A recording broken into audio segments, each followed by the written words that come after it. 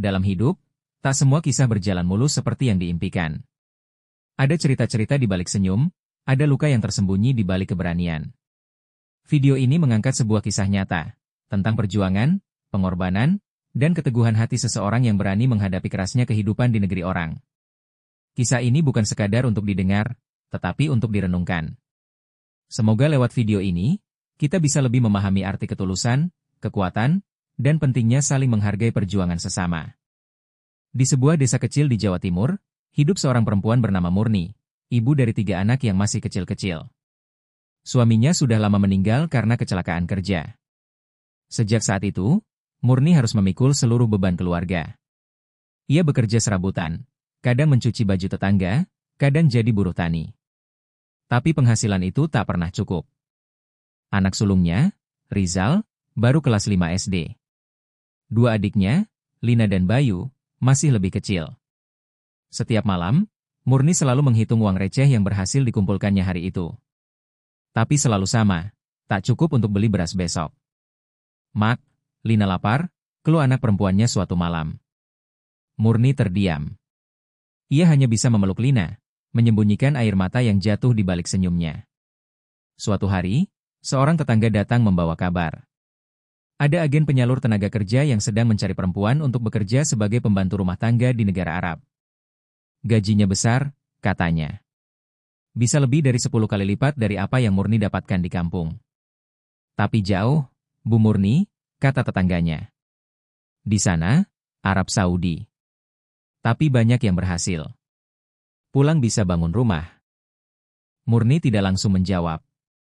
Malamnya, ia menatap wajah anak-anaknya yang tidur pulas. Pikirannya kacau. Ia tahu, keputusannya bisa mengubah segalanya. 2 minggu kemudian, dengan berat hati, Murni berpamitan. Tangis Rizal tak bisa dibendung. "Mak, jangan lama-lama ya. Nanti Lina ulang tahun," lirih Rizal. Murni hanya bisa tersenyum dan mengelus rambut anaknya. "Mak janji, nak.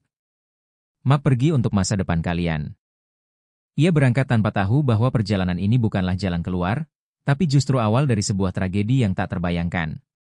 Sesampainya di Arab Saudi, ia tak dijemput oleh petugas resmi seperti yang dijanjikan agen. Ia dibawa ke rumah besar oleh seorang pria asing, tanpa banyak penjelasan. Pintu rumah terkunci rapat. Tak ada izin untuk keluar.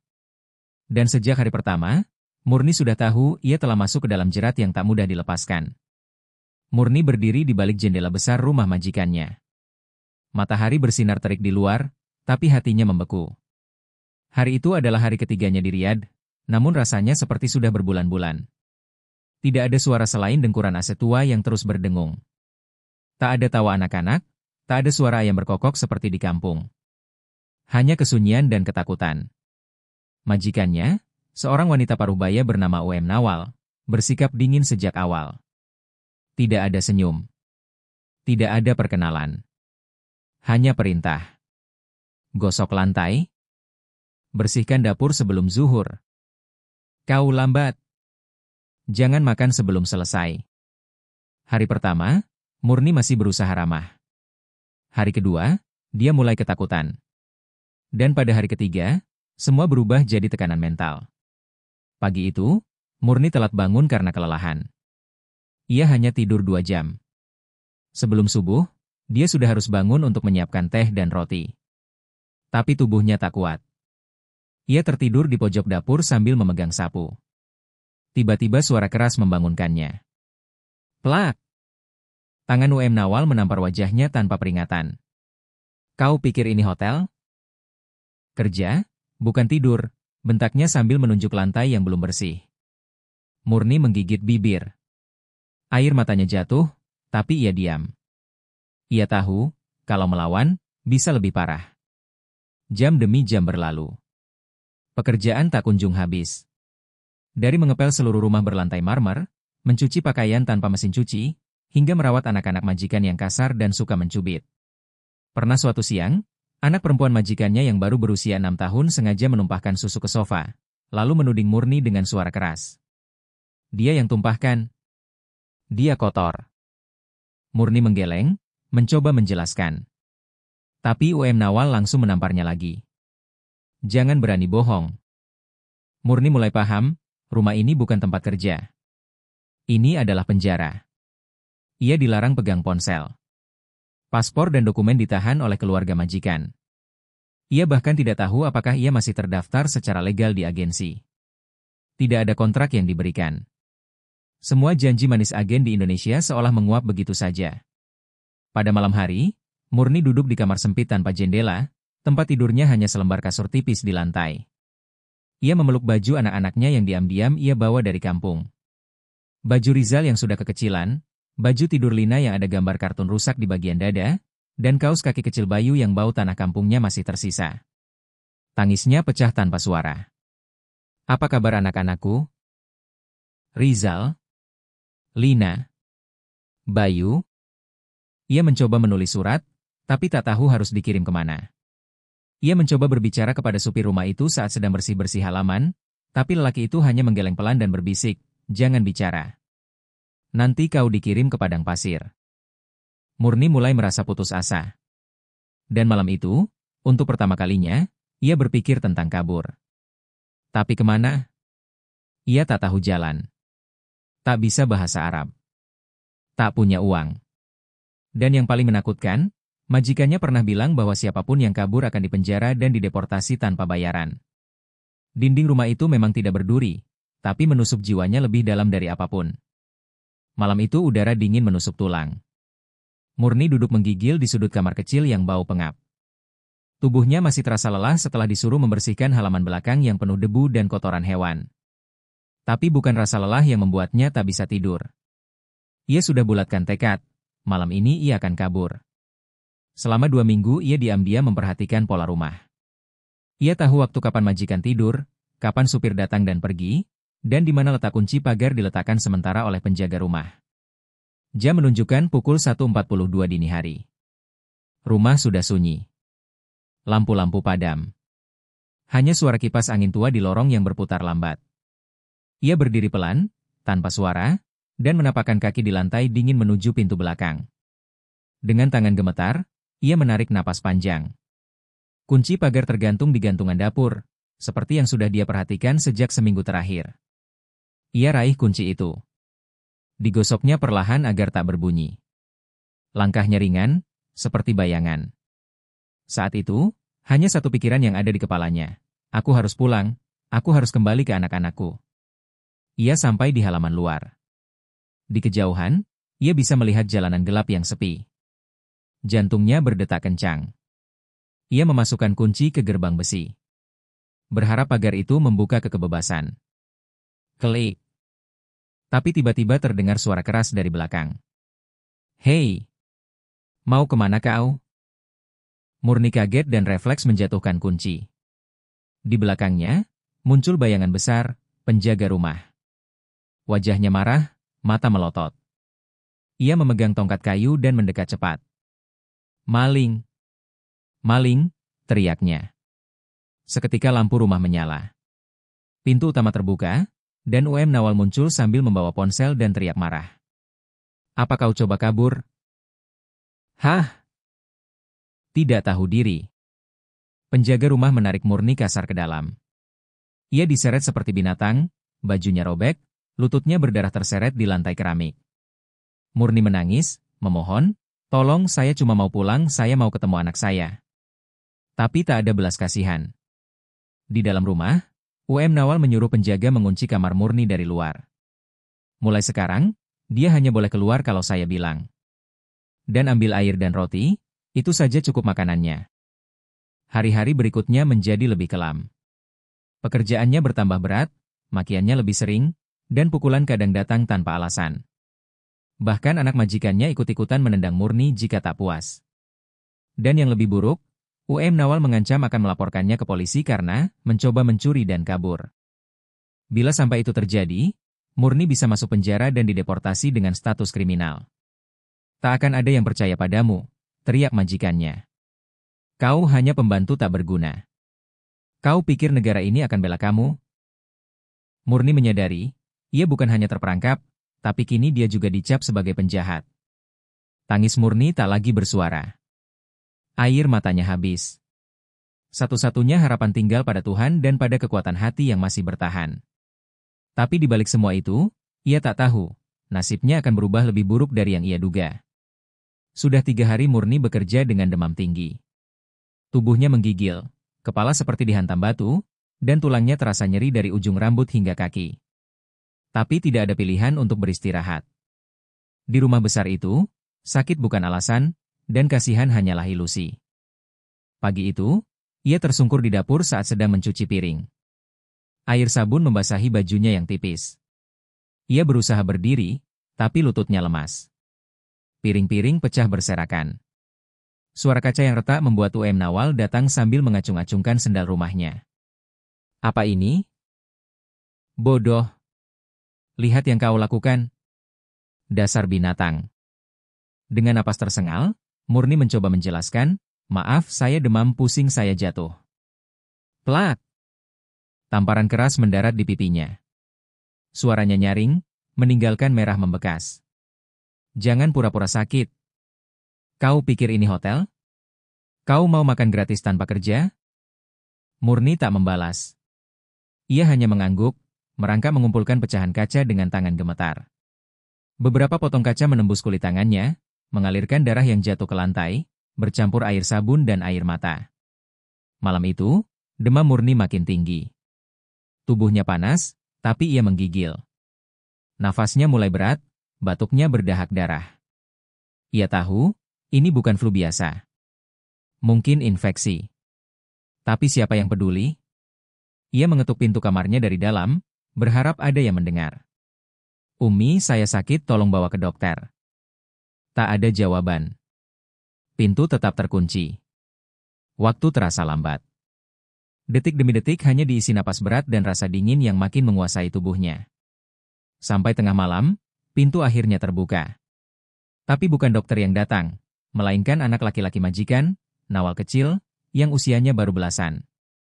Ia berdiri di depan pintu sambil memegang ponsel, tertawa kecil.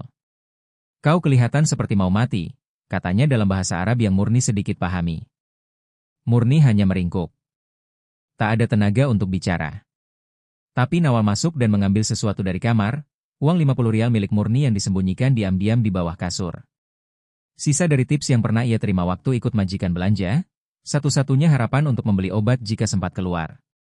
Gak boleh simpan uang, teriak Nawal sambil berlari keluar dan mengunci pintu kembali. Murni terisak dalam diam. Keesokan harinya, sesuatu yang lebih buruk terjadi. Saat ia sedang mengepel lantai dalam kondisi lemas, ia tiba-tiba pingsan di depan ruang tamu. UM Nawal yang panik akhirnya memanggil seorang pria, dokter keluarga. Namun saat dokter datang dan memeriksa, UM Nawal bicara dengan nada dingin dalam bahasa Arab cepat, seolah berusaha menyembunyikan sesuatu. Dokter hanya memeriksa sebentar, memberikan 2 butir pil kecil yang tak disebutkan namanya, dan langsung pergi tanpa memberi penjelasan. Murni yang setengah sadar mendengar sepintas, kalau dia terus lemah begini, lebih baik kirim pulang sebelum jadi beban. Tapi dalam hati, Murni tahu, itu hanyalah ancaman kosong. Mereka tidak akan mengizinkannya pulang. Ia belum selesai membayar gaji mereka, katanya. Ia berutang karena proses penyaluran dari agen. Malam keempat, Murni menulis surat di balik robekan kardus mie instan. Anakku, Rizal, Lina, Bayu. Kalau surat ini sampai ke kalian, itu artinya Mak mungkin tak akan pulang. Mak minta maaf. Mak ingin sekali memeluk kalian lagi. Tapi tubuh Mak lemah, terlalu lemah untuk bertahan. Mak tak bisa kabur. Tak bisa lari. Tolong jaga satu sama lainnya. Tapi surat itu tak pernah terkirim. Ia simpan di bawah kasurnya, berharap suatu hari ada yang menemukannya. Sementara di luar kamar, keluarga majikan kembali tertawa, tak sadar bahwa di dalam, perlahan-lahan Murni sedang sekarat. Pagi itu, tubuh Murni akhirnya ambruk. Ia jatuh pingsan di tengah ruang makan, tepat saat sedang membawa nampan makanan untuk anak majikannya. Nampan itu terhempas keras, pecahan piring berserakan di lantai. Matanya terpejam, napasnya berat dan tersendat. Kulitnya pucat, bibirnya membiru. UM Nawal panik. Bukan karena kasihan, tapi takut jika Murni mati di rumah mereka dan menimbulkan masalah hukum. Dengan tergesa, ia memanggil sopir dan menyuruhnya mengangkat tubuh Murni seperti karung. Tanpa bicara sepatah kata pun, Murni dibawa ke rumah sakit umum di pinggir kota Riyadh. Ia diturunkan di UGD begitu saja, tanpa surat, tanpa identitas, tanpa ditemani siapapun. Sang sopir menyerahkan Murni ke perawat, lalu segera pergi. Dia pembantu rumah tangga. Tak sadarkan diri, kata sang sopir cepat dalam bahasa Arab, lalu meninggalkan tempat parkir tanpa menoleh. Di ruang gawat darurat, dokter dan perawat bingung. Murni datang tanpa paspor, tanpa KTP, bahkan tanpa nama jelas. Mereka menamai berkas medisnya. Unidentified Female Asian Estimated AG, 35.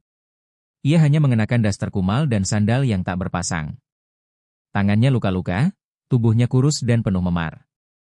Petugas medis saling berpandangan. Dia ini korban apa? Kekerasan? Perdagangan manusia? TKW ilegal? Darahnya diambil, infus dipasang, dan tubuhnya dipindahkan ke ranjang darurat. Murni terbangun beberapa jam kemudian. Matanya terbuka perlahan, menyapu ruangan asing. Suara mesin medis berdetak lambat. Bau alkohol menusuk hidung. Ia mencoba duduk, tapi tubuhnya terlalu lemah. Kepalanya pening, tenggorokannya kering, dan air matanya langsung mengalir. Di mana saya? Seorang perawat wanita berjilbab mencoba menenangkan. Tapi mereka tidak bisa berkomunikasi lancar. Bahasa menjadi penghalang. Murni tak bisa bahasa Arab dengan baik. Perawat itu hanya bisa beberapa patah bahasa Inggris. Pesan-pesan mereka hanya sampai setengah, lalu tenggelam dalam kebingungan. Dokter menatap Murni lama. We don't have your name, madam. Do you understand me? Your sponsor left you. No documents. No ID. Murni hanya menunduk, sambil menangis. Ia tahu, ia telah dibuang. Seperti barang rusak. Masalah baru pun muncul. Karena Murni tidak memiliki dokumen resmi, rumah sakit tidak bisa merawatnya terlalu lama. Biaya rawat inap tinggi. Mereka sudah mencoba menghubungi majikan dari nomor yang ditinggalkan sopir, tapi tak pernah diangkat. Pihak rumah sakit lalu menghubungi imigrasi dan polisi, karena kasus ini dicurigai sebagai eksploitasi tenaga kerja asing ilegal. Murni ketakutan. Apa saya akan dipenjara? Tanyanya pada seorang petugas sosial yang datang. Perempuan petugas itu menggeleng, lalu berkata pelan, kita akan coba bantu. Tapi, kamu tidak punya paspor, tidak tahu nomor agen, dan tidak bisa kasih kontak keluarga. Semua jadi sulit. Kamu seperti hilang di antara sistem. Hari berganti hari. Murni tergeletak di tempat tidur rumah sakit, tanpa keluarga, tanpa informasi, tanpa kepastian. Beberapa relawan dari komunitas pekerja migran mencoba menjenguk, tapi sulit mengurus legalitasnya. Ia seperti hantu, hidup, tapi tak diakui siapa-siapa. Suatu malam, perawat mendekat dan memberitahu bahwa dalam 2 hari, Murni akan dipindahkan ke tempat penampungan sementara milik pemerintah, sambil menunggu proses investigasi dan kemungkinan deportasi. Tapi Murni hanya menatap kosong ke langit-langit. Di hatinya, hanya satu doa kecil. Kalaupun saya mati di negeri ini, tolong jangan dalam keadaan tak dikenal. Malam itu, rumah sakit terasa lebih dingin dari biasanya. Murni duduk menyandar di ranjang, selimut tipis menyelimuti tubuhnya yang semakin kurus.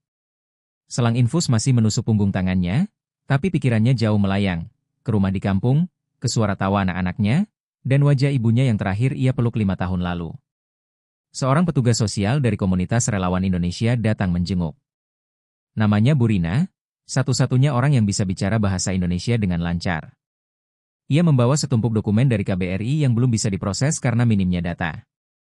Paspor kamu sudah kadaluarsa. Data dari agensinya pun tidak lengkap. Dan, nama kamu tidak ada dalam daftar pekerja legal di sini. Murni, ucap Bu Rina pelan, matanya sendu. Murni hanya mengangguk. Ia sudah tahu. Lalu ia berkata, dengan suara serak, Bu, kalau saya mati di sini, bisakah surat saya dikirim ke anak-anak saya? Saya sudah tulis pakai kertas obat dari rumah sakit ini. Tangannya merogoh bantal, lalu mengeluarkan sebuah kertas lipat yang sudah lecek. Isinya tulisan tangan, agak goyah tapi terbaca. Bu Rina membacanya, dan tak sanggup menahan air mata. Isi surat itu.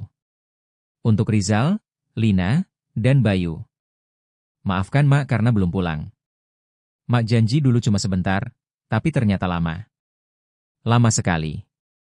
Kalau surat ini kalian baca, berarti Mak nggak bisa lagi pulang. Mak kerja di negara orang bukan karena Mak nggak sayang, tapi karena ingin kalian sekolah, makan cukup, dan hidup lebih baik. Tapi ternyata dunia ini kejam, Nak.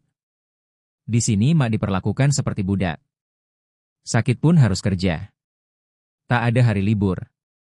Tak ada teman. Bahkan tak tahu hari ini tanggal berapa. Rizal, jadi abang yang kuat ya. Lindungi adikmu. Lina, bantu nenek. Bayu, Mak selalu ingat senyummu waktu masih bayi. Mak sayang kalian semua. Kalau Mak tak bisa peluk kalian lagi, peluklah langit malam, mungkin Mak sedang melihat dari sana. Keesokan paginya, kabar buruk datang dari dokter. Murni mengalami komplikasi paru dan infeksi saluran darah. Ia butuh perawatan intensif, ujar dokter kepada Bu Rina dan perwakilan relawan. Namun pihak rumah sakit mulai enggan membiayai lebih jauh. Tanpa sponsor, tanpa jaminan, tanpa identitas resmi, Murni menjadi pasien berisiko tinggi tanpa dasar hukum. Tekanan administratif pun datang, Murni harus segera dipindahkan ke penampungan atau dirujuk ke rumah sakit pemerintah khusus imigran. Bu Rina marah, tapi tak bisa berbuat banyak. Dia manusia, bukan barang. Apa kalian akan biarkan dia mati cuma karena tak punya paspor? Tapi jawaban dari administrasi rumah sakit dingin, kami tidak bisa menanggung semua biaya untuk pasien tanpa sponsor atau dokumen. Di sisi lain dunia, di desa kecil di Jawa Tengah, Lina, anak kedua Murni, sedang duduk di beranda rumah sambil menatap langit malam. Sejak beberapa minggu terakhir, tak ada kabar dari ibunya. Biasanya ada pesan suara, walau pendek. Tapi sekarang, sunyi. Mak kenapa nggak ngabarin ya, Rizal? Tanya Lina kepada kakaknya. Rizal, yang mulai remaja, diam saja. Ia merasa ada sesuatu yang salah. Bahkan nenek mereka mulai sering menatap kosong ke sawah, seolah menunggu seseorang yang tak kunjung datang. Mak baik-baik saja kan, Kak? Mak pasti pulang, nah. Mak janji, jawab Rizal, tapi suaranya goyah. Ia sendiri tak yakin dengan kata-katanya. Malam di rumah sakit, Murni mengalami sesak napas hebat. Perawat berlari. Mesin monitor detak jantung mulai berbunyi cepat. Tubuhnya kejang. Dokter datang tergesa. CPR dilakukan. Oksigen dipasang. Bu Rina baru tiba ketika semuanya nyaris terlambat. Ia melihat tubuh Murni lemah, matanya terbuka tapi kosong, dan bibirnya bergetar pelan. Anak-anak saya sampaikannya, Bu. Dan setelah kalimat itu, detak jantung Murni berhenti. Tubuh Murni terbujur kaku di ruang jenazah rumah sakit Riyadh. Tak ada sanak keluarga, tak ada yang menangis di sisinya. Di lembar catatan jenazah, tertulis, Unidentified female, Asian, died of sepsis, awaiting repatriation. Bu Rina berdiri di depan lemari pendingin mayat dengan mata sembab.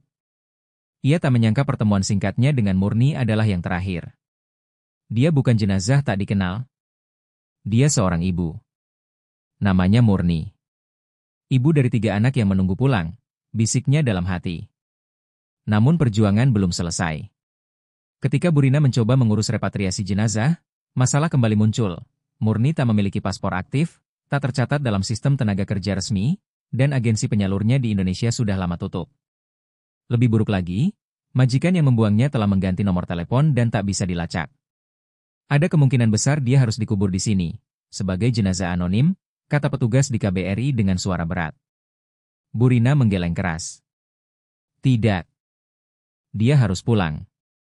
Walau hanya petinya. Anak-anaknya menunggu.